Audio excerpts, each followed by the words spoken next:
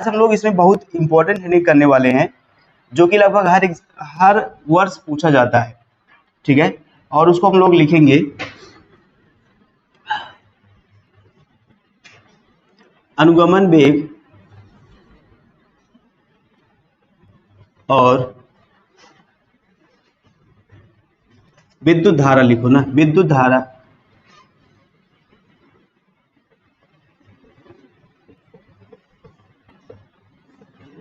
अनुगमन वेग और विद्युत धारा में संबंध। अनुगमन वेग और विद्युत धारा में संबंध। अनुगमन वेग और विद्युत धारा में संबंध, इसको थोड़ा समझ लेते हैं। आइए देखते हैं। जैसे मान लो ये कोई चालक तार है, ये कोई चालक तार है। अगर ये चालक तार है तो इसका कुछ न कुछ क्या होगा, क्षेत्रफल होगा कि नहीं होगा, कुछ न कुछ तो मोटाई होगी और कुछ न कुछ इसकी लंबाई भी होगी। और उसके बाद इसमें जो इलेक्ट्रॉन जा रहे हैं ना, उसको हम लोग मानेंगे कि इसमें इलेक्ट्रॉनों की संख्या जो है कितना है, स्मॉल n है। बात समझे। और इलेक्ट्रॉन जिस वेग से जा रहे हैं उनका वेग क्या है, vd। चूंकि यहाँ पर हम लोग अनुगमन वेग या अपवाह वेग की बात करेंगे, ठीक है। तो ये क्या है, एक चालक तार है जिसकी लंबाई क्या है, स्मॉल l है। और इस चालक तार का क्षेत्रफल कितना है, और ये इलेक्ट्रॉनों की संख्या है। इसको हम लोग बोलेंगे, यहाँ पर बोलिएगा प्रति एकांक आयतन में। प्रति एकांक आयतन में जो इलेक्ट्रॉनों की संख्या क्या है, वो स्मॉल n है। अगर इसमें t समय में वैद्युत धारा I प्रवाहित हो रही है तो आवेश कितना होगा, हम लोग जानते हैं, वी नो दैट, सीधा सीधा लिखते हैं। हम लोग इसमें मानेंगे कि इस चालक तार में t समय में वैद्युत धारा I प्रवाहित हो रही है तो आवेश, या तो हम लोग वैद्युत धारा ही लिख लेंगे। वैद्युत धारा I बराबर क्या होता है, हम लोग इसके पहले विद्युत धारा से पढ़ चुके हैं। I बराबर क्या होता है, Q बाई T। अब यहां पर लिखते हैं कि 1 सेकंड में इस तार के क्षेत्रफल A से गुजरने वाले प्रति एकांक आयतन में इलेक्ट्रॉनों की संख्या। 1 सेकंड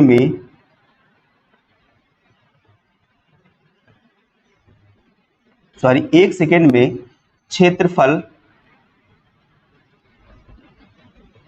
A से प्रति एकांक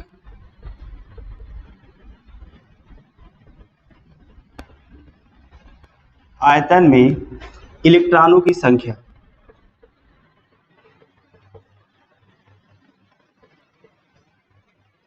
इलेक्ट्रॉनों की संख्या देखो, ये होगा स्मॉल n, a और भी d।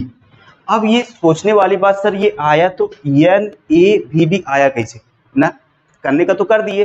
देखो यहाँ पर हम लोग बात कर रहे हैं प्रति एकांक आयतन में इलेक्ट्रॉनों की संख्या। देखो यहाँ पर आयतन है, आयतन का मतलब क्या होता है, v होता है, और इलेक्ट्रॉनों की संख्या, जिसमें इलेक्ट्रॉनों की संख्या से गुणा कराओगे, इसी को चेंज कर दिया है।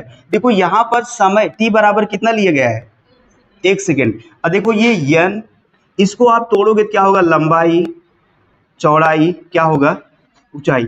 अच्छा, आप वेग बराबर जानते हो ना, वेग बराबर क्या होता है, दूरी बटा या विस्थापन बटा समय होता है ये। अब देखो इसी को सिर्फ बनाया गया है, n इंटू लंबाई और चौड़ाई मिलाएंगे तो क्या होगा, या मान लो चौड़ाई और ऊंचाई मिला देंगे तो क्या होगा, क्षेत्रफल होगा कि नहीं होगा। लंबाई, देखो यहाँ पर लंबाई को मतलब दूरी लिख दे, क्या लंबाई वही दूरी, तो ये हो जाएगा दूरी। और चूंकि यहाँ पर टाइम कितना है बताओ, 1 सेकेंड है। देखो ये 1 सेकेंड, 1 सेकेंड मतलब अगर t रख देंगे तो ये देखो ये दूरी बटा समय, ये वेग बनेगा कि नहीं बनेगा, कुछ कम समझ में आया। देखो ये चौड़ाई और ऊंचाई, ये आपका a बन गया, बचा लंबाई मीन्स दूरी। और देखो चूंकि दूरी बटा अगर समय कर देंगे ना, दूरी बटा समय, तो ये वेग बनेगा कि नहीं बनेगा। यहां से आगे चलते हैं, तो ये 1 सेकेंड में क्षेत्रफल A से गुजर, ओहो, 1 सेकेंड में क्षेत्रफल A से प्रति एकांक आयतन में इलेक्ट्रॉनों की संख्या, ठीक है। अगर यहाँ पर लिख देते 1 सेकेंड में क्षेत्रफल A से गुजरने वाले प्रति एकांक, यहाँ ना लिख देते गुजरने वाले। 1 सेकंड में क्षेत्रफल ए से गुजरने वाले प्रति एकांक आयतन में इलेक्ट्रॉनों की संख्या। ठीक है, अगर 1 सेकंड में, बात समझिए, अगर 1 सेकंड में NaVd इलेक्ट्रॉन जा रहे हैं तो t सेकंड में कितना जाएंगे, t सेकंड में कितना जाएंगे, इसमें t से गुणा हो जाएगा, NaVd इंटू क्या होगा t, इतने इलेक्ट्रॉन जाएंगे। दूसरी बात, और इसलिए आवेश की संख्या निकाल लेते हैं। आवेश Q बराबर होता है N E। देखो ये सब, ये पूरा देखो ये सब पूरा इलेक्ट्रॉनों की संख्या ही है ये, तो आप ये क्या है, ये इलेक्ट्रॉनों की संख्या Q बराबर इलेक्ट्रॉनों की संख्या से यहाँ गुणा कराओगे NaVd इंटू क्या होगा, अच्छा T को ऐसे लिख देते हैं, T और इंटू क्या होगा E। इसको समीकरण 1 मान लो। समीकरण 1 से I बराबर Q का मान यहाँ रख दो, तो रखो NaVd TE अपान में क्या होगा T, ये T से T क्या होगा, I बराबर कितना मिलेगा NeAVd। यही होता है संबंध। देखो इतना शार्ट आपको कहीं मिलेगा नहीं, आप सर्च करके ढूंढ करके देख लीजिएगा एक बार। सिर्फ आपको जो समझने वाली बात है ना, ये वाली बात है बस, ये इतना आप समझ गए, बाकी कोई दिक्कत नहीं होगी। और लिखिए, पहले इसको हेडिंग बनाइए, उसके बाद लिखवा दें थोड़ा सा ना, तब इसको लिखिएगा। ये होता है विद्युत धारा और अपवाह वेग में संबंध। यही नीचे लिखो, यही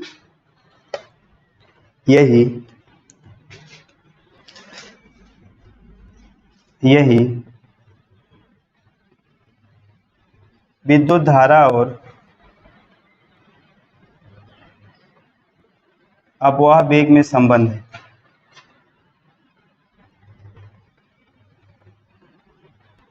ठीक है, विद्युत धारा और अपवाह वेग में संबंध है।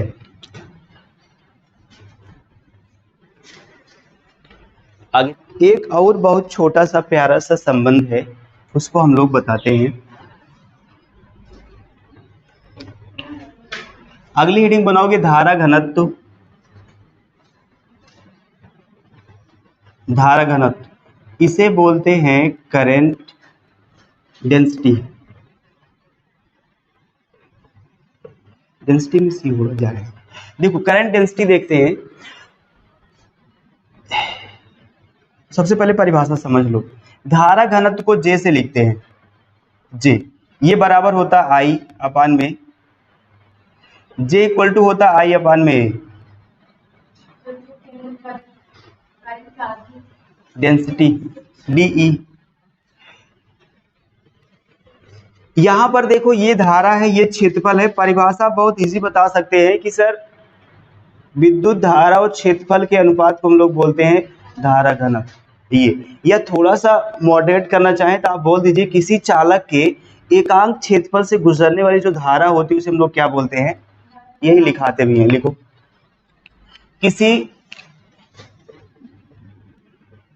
किसी चालक तार के प्रति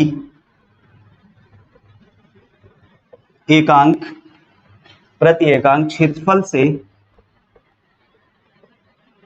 क्षेत्रफल से गुजरने वाली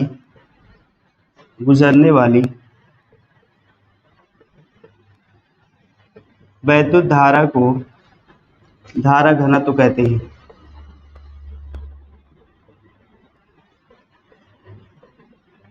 इसे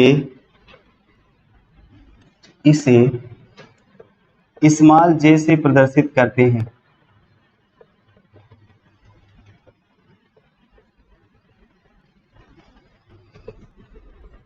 इसका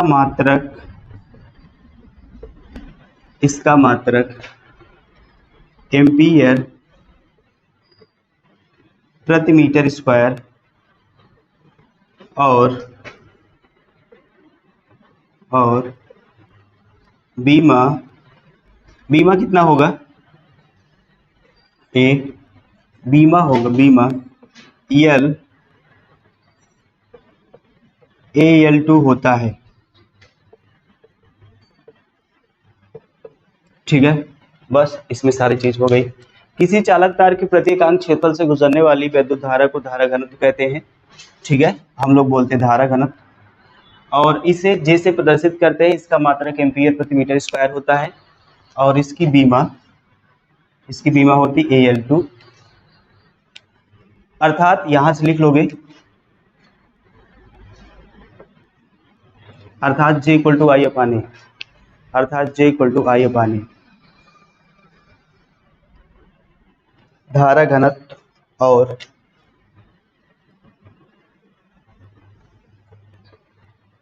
अपवाह वेग में संबंध। देखो अभी हम लोग देखे थे ना, अपवाह वेग के लिए एक फॉर्मूला देखे थे, I बराबर NEAVD, यही तो अभी निकाले थे कि नहीं निकाले थे? विद्युत धारा और अपवाह वेग के संबंध से हम लोग यही फॉर्मूला निकाले थे। और यहाँ पर क्या करोगे आप, सीधा सीधा J इक्वल टू आई की वैल्यू यहाँ रख दो NEAVD, अपान में क्या होगा, क्योंकि ये पहले से यहाँ से ये वाला कट जाएगा, और J बराबर आएगा NEVD, बस यही संबंध होता है। ठीक है, सस्ता था कि नहीं था? लिख दो, यही संबंध है, बस कुछ नहीं लिखो, यहाँ लिख दो वी नो दैट, ये हम लोग जानते हैं, यहाँ पर लिख दो also we know that, also मतलब हम ये भी जानते हैं। ठीक है, आज नेक्स्ट हेडिंग और लास्ट हेडिंग, गतिशीलता। गतिशीलता बोलते हैं मोबिलिटी। गतिशीलता सेम ऐसी गतिशीलता की परिभाषा भी दोगे? ठीक है, ऐसे एकदम गतिशीलता की परिभाषा भी दोगे।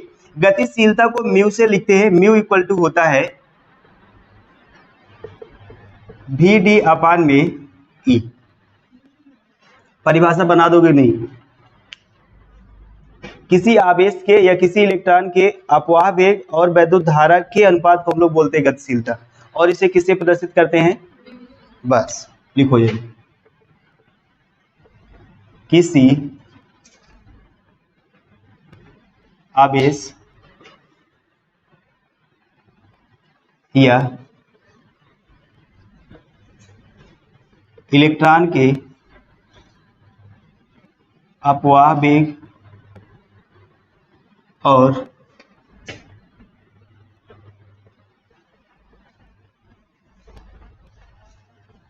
वैद्युत धारा के अनुपात को गतिशीलता कहते हैं, गतिशीलता कहते हैं। इसे म्यू से प्रदर्शित करते हैं।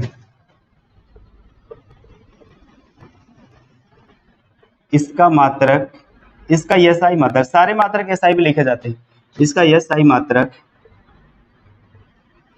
SI मात्रक आप लोग बताओगे मुझे निकाल के ना, कौन दिक्कत है? हमेशा जितनी भी इकाइयां लिखी जाती हैं सभी SI में लिखी जाती हैं, सब पूरा टोटल। और अगर कहीं कभी कभी पूछ लेता है कि MKS, आप लोग 4 पद्धति में पढ़े होंगे ना, MKS, उसके बाद MKS हो गया, CGS और FPS और SI, ठीक है ना, ये सब अलग अलग सिस्टम है और सब में अलग अलग मात्रक होते हैं, लेकिन जनरली जितने भी मात्रक हम लोग जानते हैं या जितने भी लिखे जाते हैं सभी SI में लिखे जाते हैं। ठीक है, ये बात हुई, तो मात्रक हो गया इसका। बीमा भी निकाल के बताओगे? ठीक है, मात्रक ये है बीमा,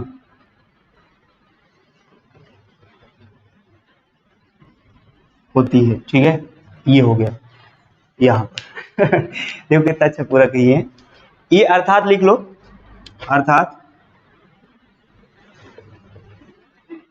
अर्थात वैसे आप लोग का काम है ना, उसको बताओगे मात्रक निकाल कर और ये सब। म्यू इक्वल टू लिख लो वी डी अपान में E, mu equal to V D upon में ई। अच्छा ये आप थोड़ा सा इसको समझ के लगाइएगा, भी ऐसे लिखिएगा, टी नीचे लिखिएगा। अब ना पता लगे भैया आप ऐसे लिख दो, अब ये नई राशि है तब इसका नाम बुक में मेंशन करना पड़ेगा मुझे, ठीक है, ऐसा नहीं करना है। ऐसे लिख करके ऐसे नीचे डी स्मॉल लगाओगे चलेगा, नहीं कुछ लोग लगा रहे हैं देख रहे हैं, ठीक है, तो ऐसी गलती मत करिएगा। चलो आगे चलते हैं, हो गया मात्रक। हाँ इसका मात्रक निकालोगे, देखो आप एकदम सीधा सीधा बताओ, कईयों मात्रक बताते हैं आपको। इसका मात्रक क्या होता है, ये मतलब क्या है, वेग है, वेग का मात्रक मीटर प्रति सेकेंड। ई है, देखो ई बराबर देखो होता है क्या, ई बराबर वी अपान में क्या होता है डी, और इसका मात्रक क्या होगा वोल्ट, और इसका मात्रक क्या होगा मीटर होगा। तो आप रख दोगे वोल्ट, ये सब हिंदी में लिख देना सही रहेगा, मीटर प्रति सेकेंड, और इसका होगा वोल्ट प्रति मीटर। अब आप समझ रहे हो कि नहीं समझ रहे हो, नहीं समझ रहे हैं सर, हाँ वो तो मुझे पता है। वोल्ट ऊपर जाएगा, देखो कैसे, इसका मतलब है ये मीटर प्रति क्या है सेकेंड ऐसा है, और ये मीटर ऊपर गया ना, और ये वोल्ट कहाँ आ गया नीचे आ गया, तो ये हो गया मीटर स्क्वायर और प्रति सेकेंड, या इसको ऐसा मीटर स्क्वायर वोल्ट और क्या होगा सेकेंड होगा, ठीक है, ये होता है। मैं मात्रक लिख दूं यहाँ पे मीटर प्रति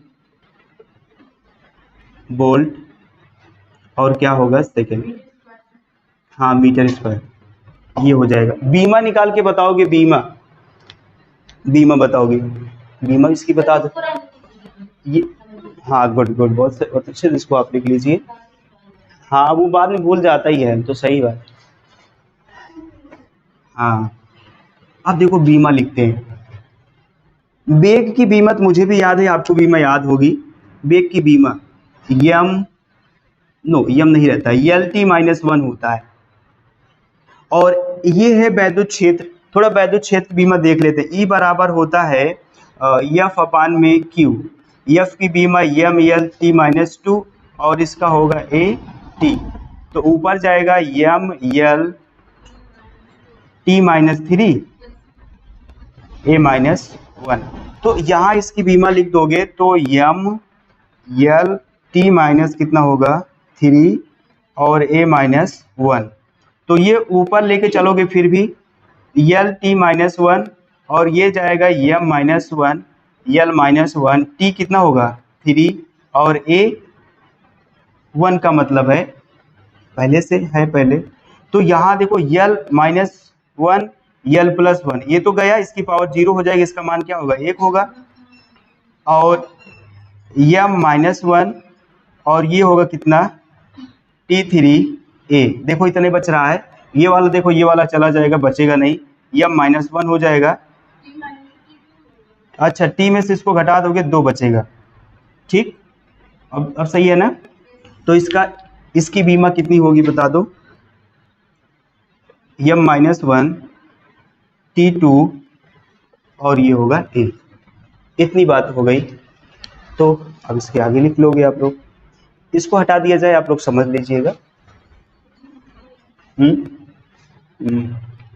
इतना फिजिक्स में पढ़िएगा बहुत।